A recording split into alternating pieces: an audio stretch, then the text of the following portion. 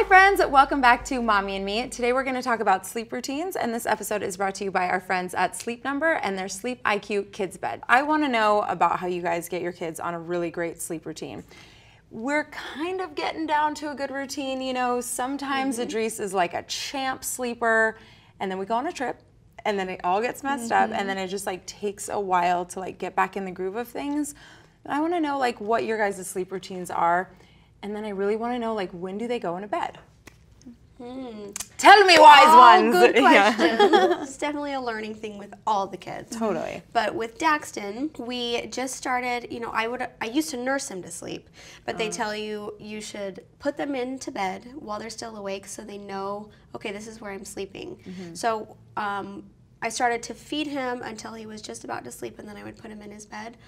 And he learned that's where I sleep, even though it was a struggle at first, like he would cry, but you kind of have to just get them used to, like, I'm here for you, we read a book, we have a routine, and I'm here, but I'm going to put you down and I'm going to walk away and I'll be back in the morning. You know what I mean? And so it takes a few, maybe even a few weeks of them crying a little bit to get themselves to sleep. And then they learn, like. And Dax has always like slept through the night really well, right? And like, I remember you saying that, I think when I was pregnant, I didn't really understand at the time like what that meant, to have your baby sleep through the night. Now I get it, that's like an amazing thing. I feel like the key is like having a set routine and making sure like their belly's full, their diaper's clean, like sometimes like a warm bath is really helpful. You know, read a story, make sure you give them lots of love so they know that I'm here for you.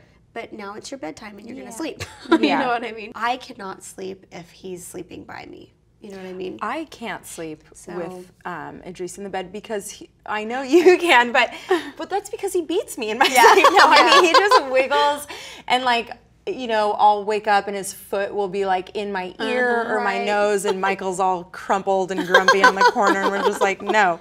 That usually only happens in hotel rooms. He didn't sleep that well like the first couple months of his life, but he's gotten better. But I'm always just curious as to like what other babies are doing, you know, because I'm new. Well, I'm not going to talk about Winston because we all know what I did with him. I'm actually going to talk about Braylee because she was really hard. So Braylee slept in our bed until I was pregnant with Gage. So she was about 3 when we started to work on getting her out.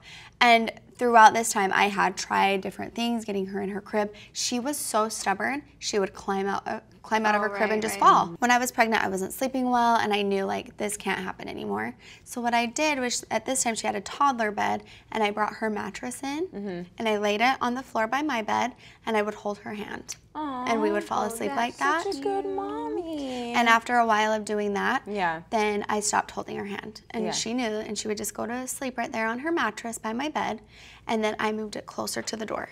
So I did this in time, you know, like weeks. The first week we held hands. The next week she just slept there. The next week I moved it into the doorway.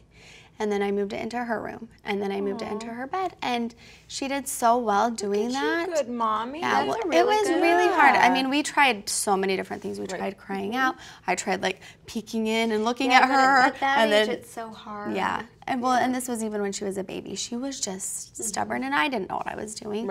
So this really, really worked, and she still felt like loved, and you know, it took some time. Now Braylee is actually my best sleeper. She loves routine. She loves her Sleep IQ Kids Bed, and we are good. And I actually have a little vlog footage showing her routine. Yay!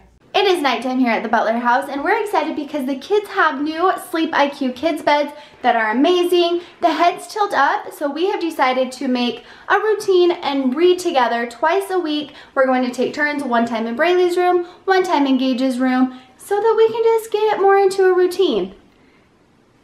Braylee always loves having a routine, and Gage wants to start doing that too, right?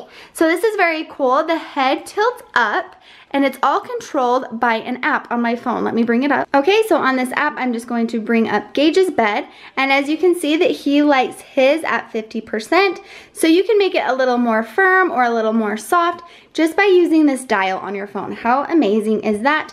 And then you can go right here to the head lift, and you can inflate, or you can make it flat. So while we read, we inflate, and then while he sleeps, he likes it flat. And then also, there is a light right here. So there is a light under the bed. So if you have the light on automatic, that works so that if Gage gets up in the middle of the night and needs to use the restroom, it will just automatically turn on so that he can see his way to the bathroom or if he needs a drink.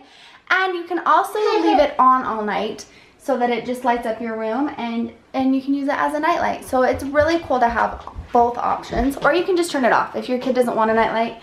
But what kid doesn't want a nightlight? It's such a cool theme. Also, as Gage gets older, he might want his bed a little more firm or a little softer, and he can adjust that so the bed really grows with them. So anyways, we're just going to lay here comfortably. This is so nice. And we're going to read a book, and then tomorrow night we're going to hop in Braylee's bed and read a book in there.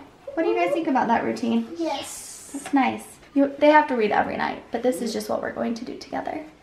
Braylee's so cute. I just love her little routine. It's so funny because I feel like she kind of picks up where I lack. I'm not a big routine person, and she has just given herself this routine. She loves to read, and that is a big reason that we love this Sleep IQ Kids bed because it raises up. So it's just so comfortable. It's not hard on her back, and she just reads for hours. And like I mentioned in the vlog, I love to read with her, and it's so nice because I can just lay there with her, and it's comfortable, and we're propped up, and we can just read together. Oh, I love that. It's awesome. And like she mentioned, with the light under the bed, it kind of lights up the whole area rather than just one spot on the wall. So if she needs to get up to get a drink or to go to the bathroom, she can see and she's not stubbing her toe, which is the worst. So yeah, I have loved it and she's loved it. I heard, and Braylee might not necessarily appreciate this feature just yet, but I heard there's a monster detector. Yes. Another thing that Braylee absolutely loves is there's a Sleep IQ app that tracks how she sleeps. That's awesome. She loves it every day. She's like, Mom, let me see your phone. I'm gonna check and see how I slept.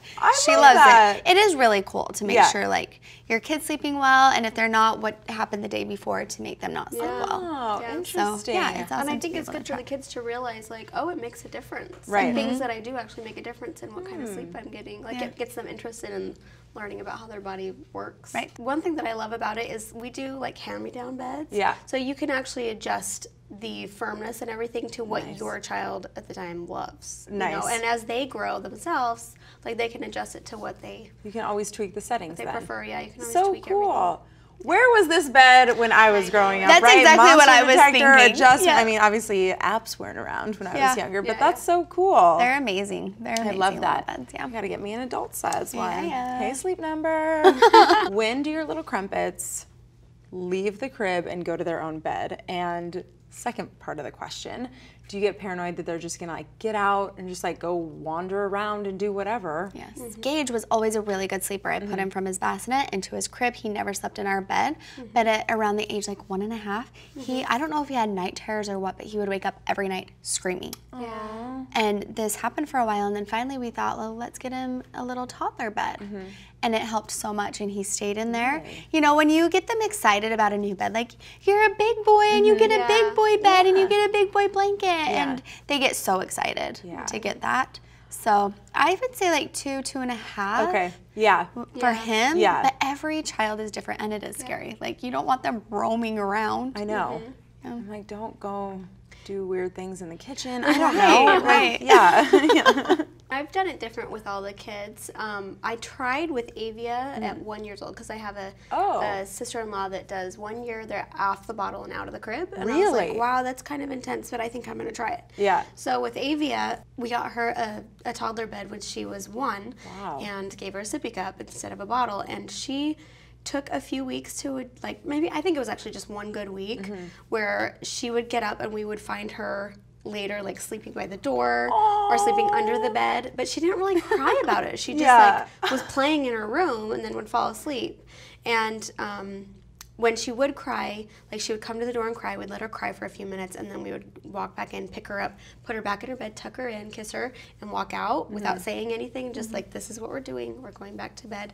And it worked, you know. But I do feel like I don't think I need to rush it. So with the other kids, I'm like, you know what? Let's just wait till I'm ready. 2.5, you know. I usually have it done by 3. But I just don't think you have to rush it. So when you did that with Avia, did you shut the bedroom door? Yes. Took the words out of my mouth. Oh. Yeah. Yeah. Give them back. You just kind of shut her in there. Yeah. Like, not like locking you in, you have to stay in there, but you know, like, this is your room, it's bedtime, we're going to sleep, and shut the door. I'm not rushing it because I don't know, I feel like it's a big step to move into a big boy bed, you know, and I just don't think he's like totally there yet. I mean, he's not there yet. But I did hear that the Sleep IQ Kids Bed has a cool feature that alerts you on your phone when they get out of the bed. Yeah. That's kind of awesome, like a little comforting, you know, because I do sleep with my phone every night. I'm like, tuck myself in, tuck my phone in, so yeah. I do love that because no matter how old they get, you want to know where your kids are. One morning we woke up and we couldn't find the kids anywhere. Oh. It was terrifying. They had walked down to Colette's house. Oh. But they left early. Yeah, scary, And scary, it was scary. so scary for me, even more scary for Casey, so at least it would alert us and let us know. Like, they left at 3 a.m. while you were sleeping. No, Like, I'm just kidding. why would you leave? What happened? I don't think it was that early, but it was It like, wasn't they that just woke early. up Yeah. and they're like, oh, let's go play with the cousins. Braylee did leave a note. We just didn't see it. Oh, okay.